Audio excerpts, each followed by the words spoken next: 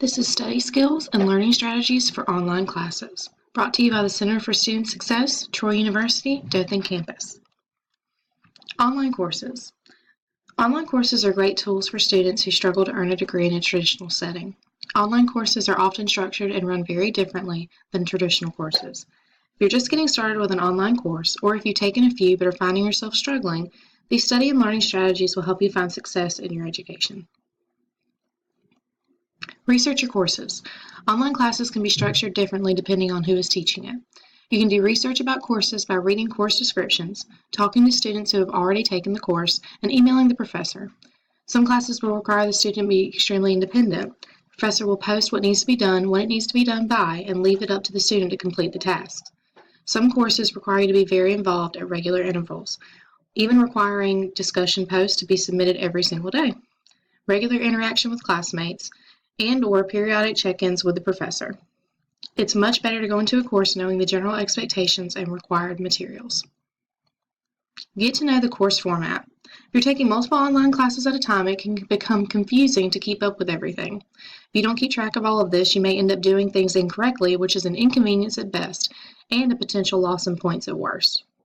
At the beginning of the semester, create a master chart or list with all the expectations and information about each course, so you will be less likely to make mistakes. Calendars are your friends. If you're taking multiple online classes at a time, use a color-coded calendar to track your assignments' due dates for each class. This calendar can be a paper or digital version. Your phone calendar is just fine. Set an alarm with a reminder when an assignment is due. One of the biggest reasons people fail online classes is they are not able to keep up with the due dates and times of assignments. How will you be assessed? Assessments are inevitable, and they can vary widely in online courses. Try to tailor your learning to the way you will be assessed. This will help you be more efficient and effective in your learning. If you're going to be assessed primarily through your writing, it may be more helpful to take notes and passages as you read course material that will help support your writing. Do this when you first encounter the material, and it will save you time when you go back to write. If you're going to be assessed with online tests or quizzes, try to take notes on everything you learn and highlight course material so it's easy to look back at the key information. Will you be assessed in a testing center?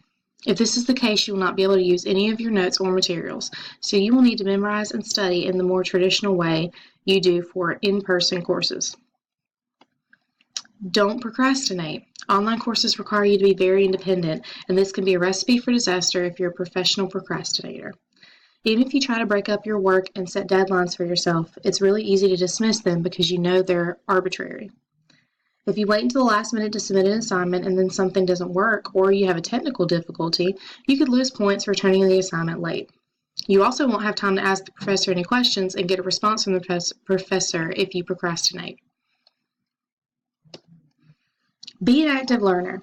In online classes, it can be very tempting to go through the motions instead of making a conscious effort to learn the material.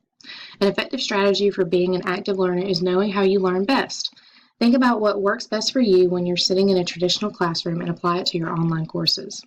Some good strategies are taking notes during a video, if you are a writing learner, listening to a lecture while you're washing dishes or going for a walk. This is good if you're a kinesthetic learner.